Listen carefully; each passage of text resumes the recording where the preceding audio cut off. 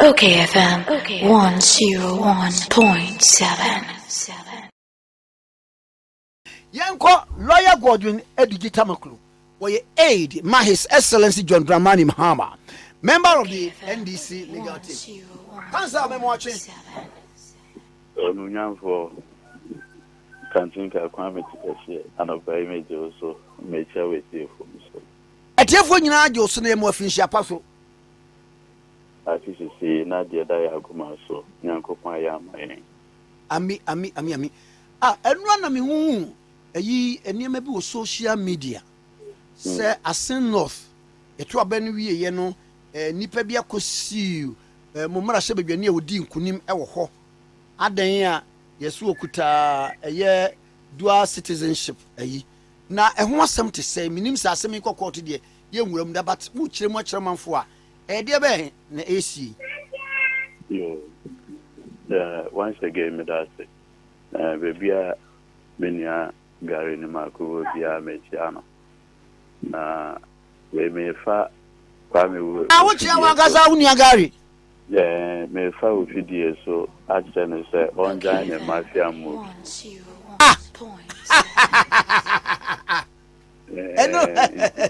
Me say on join a Mafia moves no. Martin and can the oil or Cape Coast High Court no.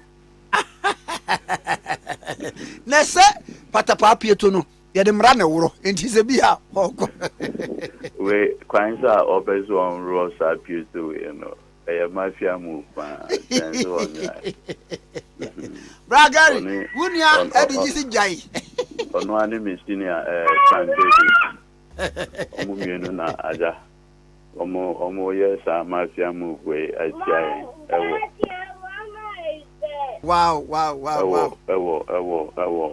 Cape Coast High Court no. No, sa Mafia move na the issue no. Yo, when say before the election no, yenuanom MPP for omo Aston. When we say na prior to 2020 election no, na sit near MPP for Edia. Na about no emra ye registration omo open nomination ye bibia ye candidate needing the James question ye go by and say oye bibia we no one of Kennedy Pond echo video so always issues ononim say for Canadian citizens and so na ekobasa no omuti group BIF no asin concerned citizens of Asin North inchi the ekobasa no say almost a day agitating raising issues about this matter because at that time no na abe obvious yen candidate no obe defeat MPP MP na and I say omo candidate for Asin North international no na someone pe kwan bia they will get him disqualified nti omo tro krata ekoma electoral commission office ewo Asin North say unqualified inti ye man in fi ho rakwame inti na pressure no abeda the district EC officer no so inti ono so ema ye hu say issues about disqualifying the candidate of a major political party no it's not an easy matter to escalate by original office for Cape Coast. In a Cape Coast for who you know, no, same way are not thing. It's almost so escalated by and crying. Into eba and crying no. If you for extra letter, Emma young candidate say MP elect Honorable James Question. as you, as far as they are concerned, no.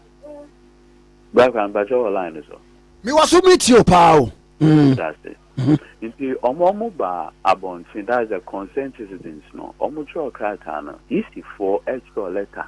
Emma, ye MP let James. Question say. Sakrata ina yanya, and a petition yanya fi consent citizens of our sin of.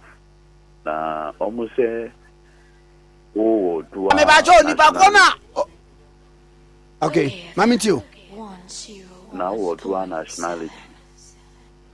By reason of Article 94, no, you owe allegiance to another country. Tini you. Inti ekobasa no. Ina isi cho letter mano say unresponded. And I say on show proof say the encrofono cano and yet no correct. Into a bank say based on the letter from the electoral commission, you know. Bank say and aja obe is in for because they requested say he should provide proof say he no longer owes allegiance to any other country. You know, bank you know is the top officers into a barber the kind of attestation and or the certificate of renunciation. And this annual money in a account. Okay, in order to come out easy. It's the electoral commission a man who quine. After I say all the way now come home, they were now satisfied, say, yes indeed, he had renounced the Canadian citizenship. And for that matter, he no longer owes allegiance to Canada. And now it's based on that, no petition now concerned citizens of our sin of for no the buyer no because the electoral commission is they became satisfied say were meeting the requirements of Article 94. And now omopene ye ema ni go through and now obuadie eye na dom okoye no a sin of constituency and so ejinitu na omoto aba ema inchi sasema electoral commission edin wejuma yewe no inchi sorry ya that was the 31st December and me amenyonko Gary Nimako then me senior Frank Davis omo file petition at the Cape Coast High Court. I wouldn't say you're not a lawyer for this time. Echo PA 11th of January, no, your legal vacation. Into almost file processing almost file ex parte application to injunct him. Back na omudu hono. Judge na hono na audit omo say because we are in the vacation. Because we are in the vacation. Yin or no, unless he's given a warrant. And yet they are obeyed to me at na assembly. Into or declining here. Into omu fee court on no. And Minia Gary no. That time na yetinia lawyer be our central region. Lawyer do your boy. No around. And omude expertise process no. A survey no. Inti omo call back to registry no na registry no. Emma omo senior friend no. A date which was yesterday the 4th. What I say? Inti basically that's what happened. Inti the Koba say almost survey expertise process no. Honorable James Question, a lawyer for so a file the friend of affidavit. Inti the other thing no cry see and it say after judge no declining jurisdiction. Or no ma omu who say the only reason here on okay course on that 31st, and say he had been given a warrant to hear an injunction application on a planned demonstration in a Futu. I would say Futu NDC for almost every police for notice to go on a peaceful demonstration. It is a no in a Yaman warrant. I think later that day, that's 31st, no, there was a release from the Judicial Secretary said idea CG ama judges need a warrant to sit during the vacation. Inti ekobasa no na enwa the two parties ebeshiamu ewo high court ewo Cape Coast. Inti the ex-party application was taken, albeit on notice now. Inti judge need argument nina na oye so na me yaduma etna Wednesday we deliver the ruling. Inti ba kwa me and the madane court reporter na wonim eyenso empanifo se akom ene nchiremu wachiremu sei no na obi ehunu ni a ekoso ho na mame hwade ba ko mnim sa asem ne mo ya mo say matter of subjudice I just say e wo court na mnim sa de go into eja mnim say mentra the next enu be next 5 years no na eja my pocket lawyer. Fantastic. Na mame hwade we you your time be original citizenship a time lapse bi wo a say original citizenship am san bi o be pre-MP no ana bibi tisa the Akobani say constitution is you should not owe allegiance. You should not owe allegiance. I say maybe you have respect for something.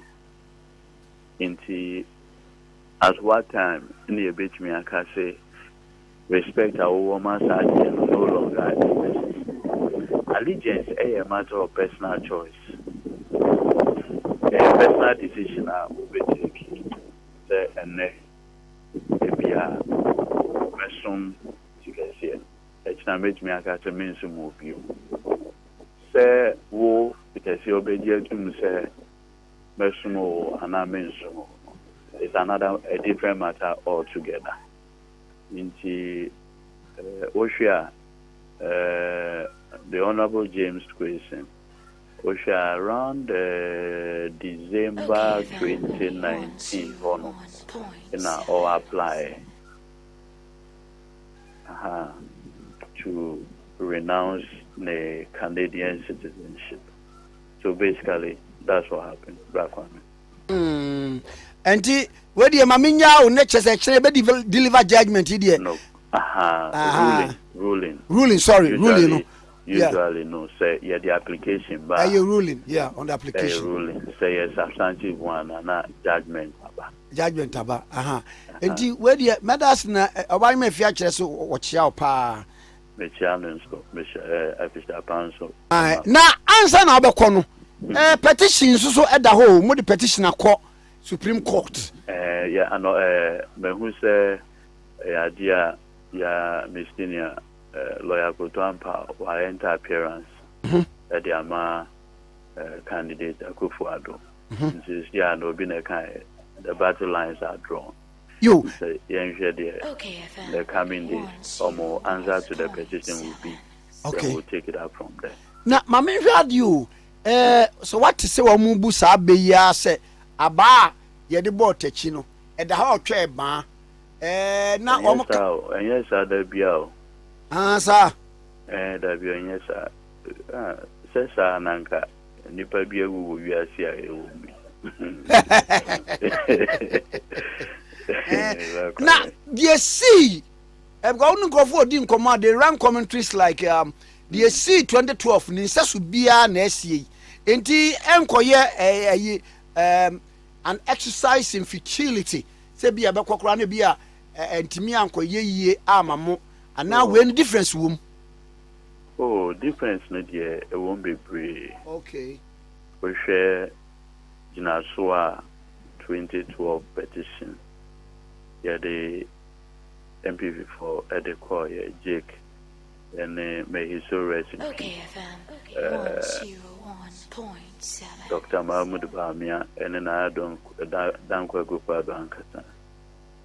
issues like duplicate serial numbers and it's annual man. Or share a petition where different cry and straight to the point. So because say it will be an exercise in futility. Now, if you only panel, I can say MPP for petition or more call. So later, we meet the senior lawyers like Namokujeto and they speaker okayfm Prof. And now those days, almost program be another program. Almost can say the judges actually ruled in favor of the petition. So I wonder why anybody would say it's exercise in futility. Na brebe no mbako court wadaruma. Per the rules, no. Once or file it and you serve the respondent, no. Almost 10 days to file their answer. Now, shall petition here file on the 30th. 10 days from the 30th. They have that period to file their answer to the petition. So, we are the case management. A lawyer for no, a judge for no, ever Christian. Ebia Omeka going forward. One make allegation here. Can you provide an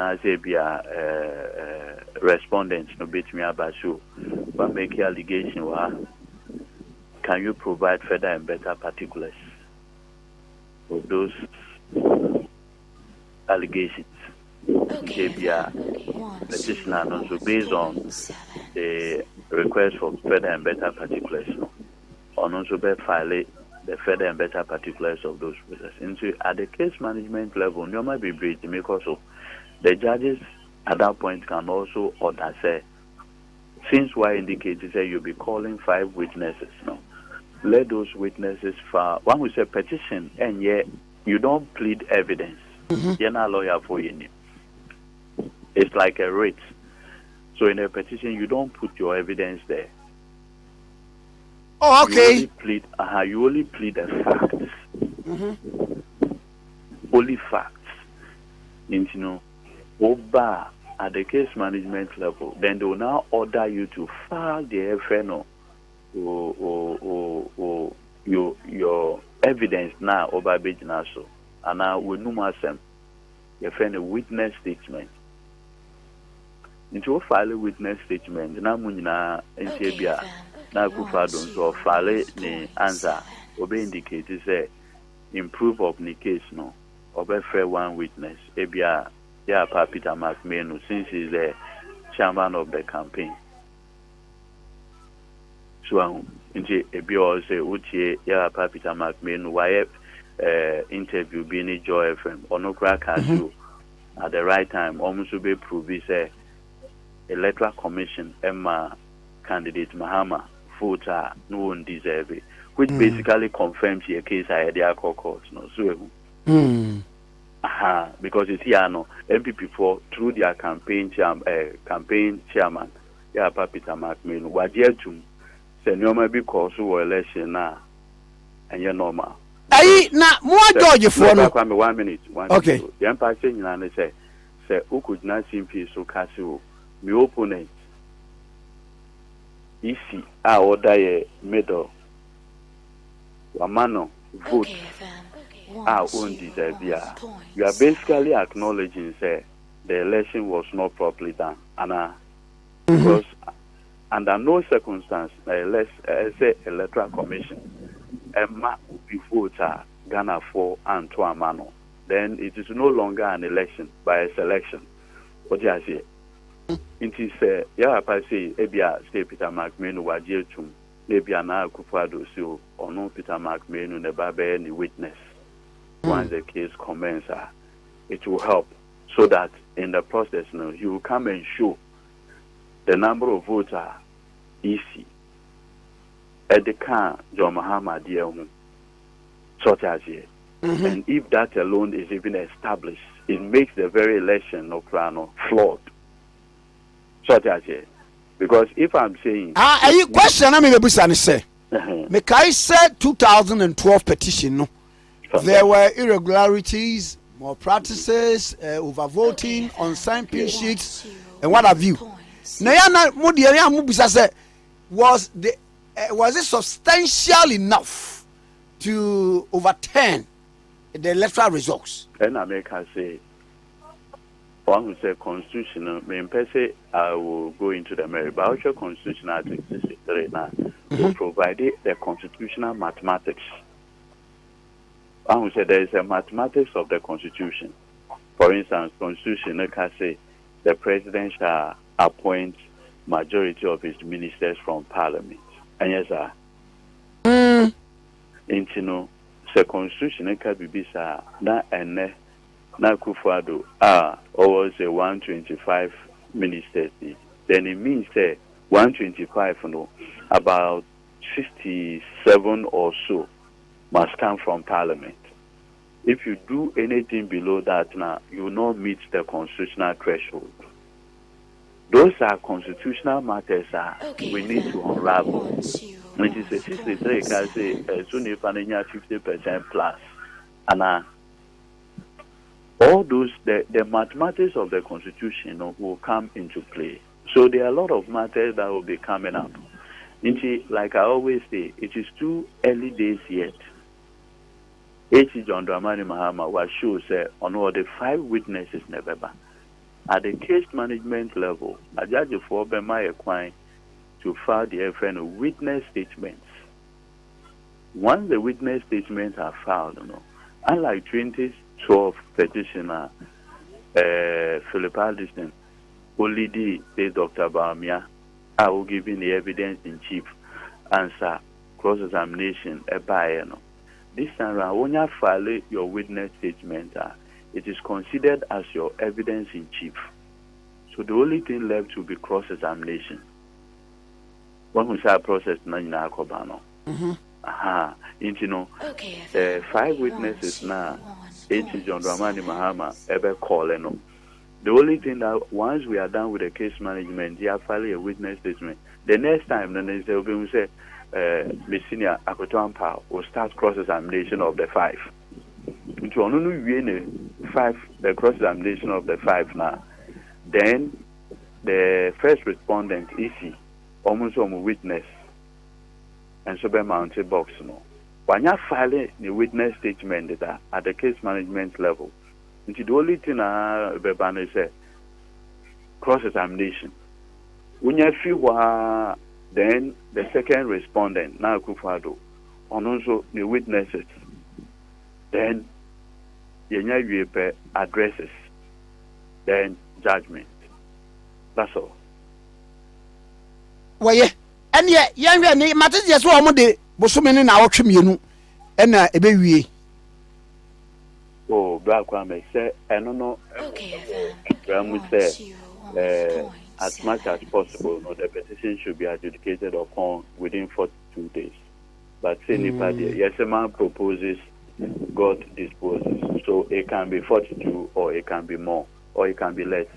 Well, yeah. And you know, I'm a minya hunted the best year, and say, Uma, a tear was since you nobody do home come. I know, baby, a guy will be a mechano. The song. What make I go what? Yeah, okay. Was if I'm man in Gibi, who's on Vanco, and now they say, who's on saying Yanni Mafia? It's got be 1 year, Gary 1 year day. Say, Nidian will register you. Of any 2021.